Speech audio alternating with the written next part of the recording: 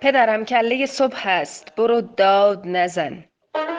من که بیدار شدم این همه فریاد نزن. توی ذهن تو نماز است فقط میدانم. پدرم چشم فقط داد نزن میخوانم.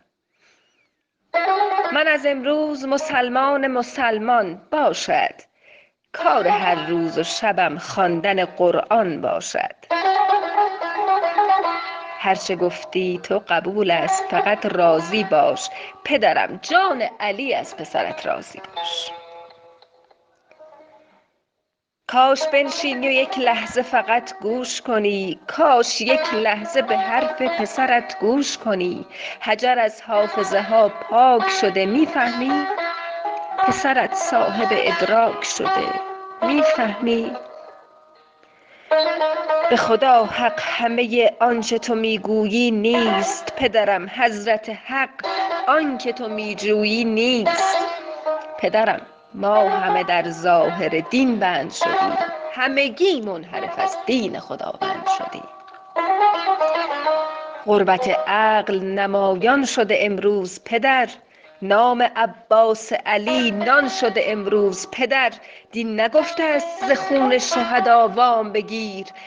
کربلا رسم کن از گریه کنان شام بگیر. 6 دهه هر شب و هر روز سرش را کندند. در خفا آه به ریش همه مان میخندند. به به. بردن نام علی رمز مسلمانی نیست. دین به این قدر عزاداری طولانی نیست.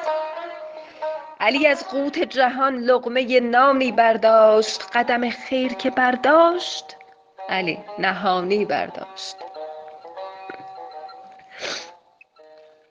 جان فدا شیعه محب دوست کدامی ای دوست؟ تو خودت حکم کن اینجا چه کسی پیرو اوست.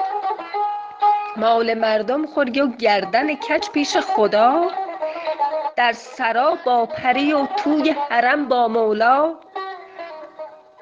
کرکسان که به شکربارگی عادت کردند. گرگ ها نیز به خون خوارگی عادت کردند. مؤمن واقعی آن است که الگو باشد. آن زبان در خور ذکر است که حق گو باشد. هر که پیشانی او زخم شده مؤمن نیست. پیر وادی شدن ای دوست به سال و سن نیست. دین تسبیح و مناجات و محاسن دین نیست. به خدای تو قسم پیرو دین خودبین نیست.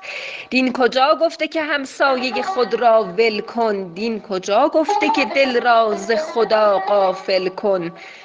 دین کجا گفته که چون کبک ببر سر در برف. دین کجا گفته فقط مغلطه باشد در حرف. دین کجا گفته جواب سخن حق تیر است. دین کجا گفته که بیچاره شدن تقدیر است. دین نگفته است ببر آبروی مؤمن را. دین نوشته است بخر آبروی مؤمن را. به خدا سخت در انجام خطا غرق شدیم. ناخدا جان همه در غیر خدا غرق شدیم.